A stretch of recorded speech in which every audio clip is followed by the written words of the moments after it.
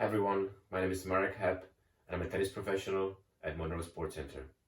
Welcome back to our doubles tennis tactics topic. In our last clinic, we discussed the basic roles and positioning in doubles. Today, we'll focus on each player's movement. Let's start with the server. The server has two options. You can either serve and volley, or you can stay back and construct the point starting with a cross-court rally. The server can serve and volley on either first or both first and second serve, depending on the quality of his serve. Serve and volley tactic is more common at the advanced level, where the server is able to put pressure on the receiver. As far as movement goes, the server will be moving straight forward towards the net. Most of the time, he will be able to get to the mid-court volley area, which is this area around the service line. And from there, his objective is to hit the first volley, deep cross court, ideally at the receiver's feet, at the receiver's body. That will allow him to continue moving towards the middle of the service box. So this is position 1. Now he'll keep moving towards the middle of the box, where his main objective is to put the easier return away by hitting a short angle volley, placing the ball somewhere over here. If the server gets a floating return, that's obviously the ideal scenario. So he's the first serve, he gets a floating return. As he moves forward, he's gonna accelerate and start moving towards the net to put the shorter return away by hitting a short angle right away. Short angle is the best target because that's impossible for the receiver to get to the ball. A lot of players make the mistake that they're waiting for the ball to get to them instead of moving to the ball. The second option for the server is to stay back and construct the point starting with a cross-court rally. Staying back tactic is more common at the recreational level, where the server is unable to generate enough pressure on the receiver. In this scenario, the server's primary objective is to stay back and rally cross court to keep the baseliner, the opposite baseliner, back in the court and wait for the shorter ball, which allows him to attack and move up to the net. Now let's take a look at the receiver. As we emphasized in our first clinic, the receiver has to step forward on every single return as soon as the server is about to toss the ball, and split step right before the server strikes the ball.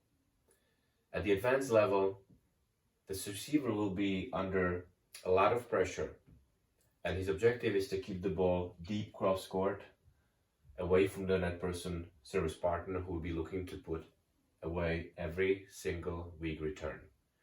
If the server serves and volleys, so the server is going to move up to the net, ends up most of the time on around the service line, the mid-court volley area. So if the server serves and volley, the receiver's objective is to keep the ball either low cross court at his feet, or the other option he has is that he can hit a defensive lob over the server's partner. If he's successful by hitting the ball cross court low at the server's feet, then the receiver will be moving forward towards the net to increase the pressure on the server and also force him to hit up on the ball. If the server hits up on the ball, then the receiver can move even closer and put the ball away. The receiver will be also moving forward after a successful lob, which will force the server's partner to either hit a defensive volley, weak overhead, or force the serving team to switch. We'll be discussing switching and lobbing in our fourth clinic of this series. If the server stays back, the main objective for the receiver is to keep the ball deep cross court away from the server's partner.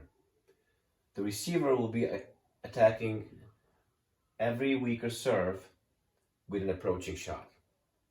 The approaching shots will be the topic next week, and the receiver, also as a surprise tactic, will be hitting some returns at the server's partner body, or he will be attempting some passing shots down the line, especially against a net player who is very aggressive. Now we are going to take a closer look at the server's partner and receiver's partner. From now on, we'll be referring to them as the net players. The net players are moving diagonally across and always following the ball. There are 4 types of movement for the net player. The net player will be moving diagonally across towards the doubles alley. I will mark it as a position 1. Every single time his baseliner partner hits the ball deep cross court. The receiver will be moving defensively diagonally back towards the doubles alley.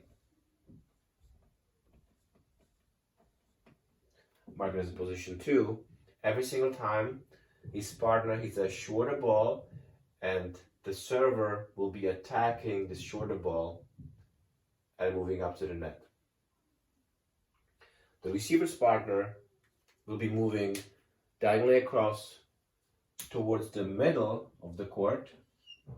I will mark it as position 3. Every single time he sees the opposite baseliner in trouble. If the opposite baseliner is jammed up or out of balance, then the receiver's partner will attempt poaching.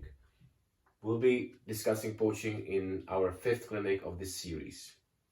Finally, the receiver's partner will be moving back diagonally across towards the middle of the court. I'll mark it as position 4. Every single time the server or the opposite baseliner hits the ball deep cross court to his partner. This type of movement is typical when the baseline is rallying cross court. In this scenario, for example, if this baseliner hits the ball cross court deep, the receiver's partner fouls the ball to position 1, as well as the server's partner will foul the ball towards the middle of the court. As you can see, they're moving in the same direction. Then the opposite baseliner hits the ball back cross court deep. When the receiver's partner moves back towards the middle and to position D4, and the same thing will apply to the server's partner, he will be moving towards the doubles alley, because now the ball is coming deep cross court to the receiver. Thank you for watching. If you have any questions or comments, please leave them on our Monroe Sports Center Facebook page. Please be safe and stay healthy, and I'm looking forward to seeing you next week. We'll be discussing in details approaching shots.